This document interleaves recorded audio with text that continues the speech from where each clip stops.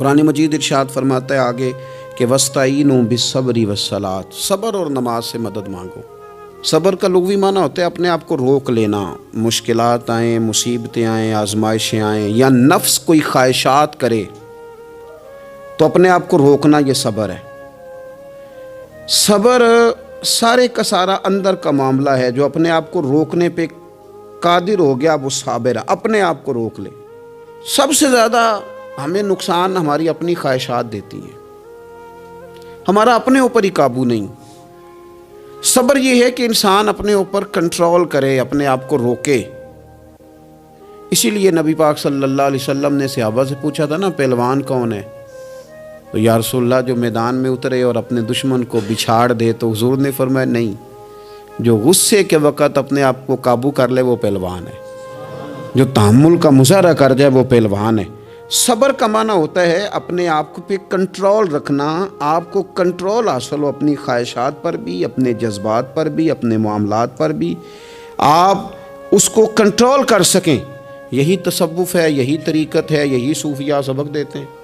تو فرمایا وَاسْتَعِینُوا بِالصَّبْرِ وَالصَّلَاةِ، صبر اور نماز سے مدد چاہو۔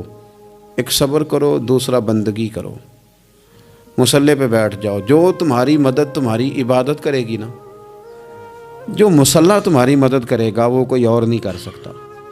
مصلی پہ بیٹھو، نماز سے مدد چاہو۔ نبی پاک صلی اللہ علیہ وسلم کا طریقہ کیا ہے کہ اگر آندھی آئی ہے تو حضور نے نماز کی نیت باندھ لی، بارش نہیں ہوتی تو نماز کی نیت باندھ لی، اگر سورج چاند گرہن ہو گیا تو حضور نے نماز کی نیت باندھ لی، حتیٰ کہ کافر ساری رات صفیں سیدھی کراتے رہتے تھے اور رسول پاک ساری رات مصلی بچھا کے نفل ادا فرماتے رہتے تھے۔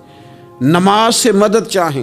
ارشاد فرمایا کہ وَإِنَّهَا لَكَبِيرَةٌ إِلَّا عَلَى الْخَاشِعِينَ، صبر اور نماز سے مدد مانگو، بے شک یہ دونوں چیزیں بھاری ہیں، کام دونوں مشکل ہے، لیکن ڈرنے والوں پر مشکل نہیں۔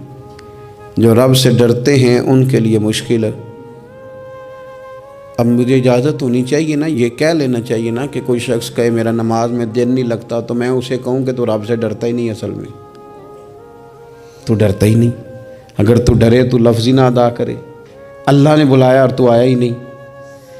فرمایا یہ وزن ضرور ہے ان دو چیزوں کا، لیکن ڈرنے والوں پر، یہ ڈرنے والے کون ہیں؟ فرمایا الذین یظنون انہم ملاقو ربہم وانہم الیہ راجعون، جو اس بات کا یقین رکھتے ہیں کہ ہم نے اپنے رب سے ملاقات کرنی ہے اور ہمیں اسی کی طرف لوٹ کر جانا ہے۔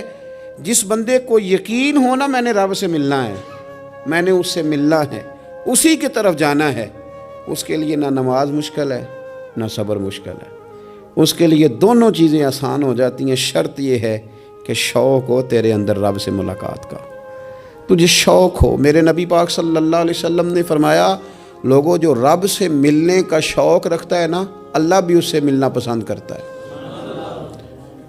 اور جس کے دل میں شوق ہی نہیں رب سے ملنے کا، تو جو اللہ کی ملاقات پہ یقین رکھتا ہے نا وہ پھر نماز اور صبر کا عادی ہو جاتا ہے۔ تو ان تین چار چیزوں پر خوب توجہ کریں، خوب توجہ کریں۔ صبر اور نماز خاص چیز ہے۔ حضرت غوث اعظم رضی اللہ تعالیٰ عنہ فرماتے ہیں اگر آزمائشیں نہ ہوتیں تو سارے لوگ ہی عابد زاہد ہوتے۔ یہ تو آزمائش آتی ہے، صبر کرنا پڑتا ہے، تو پھر پتہ چلتا ہے کہ عابد زاہد کون ہے۔ آزمائشیں نہ ہوتی تو سارے عابد زاہد ہوتے۔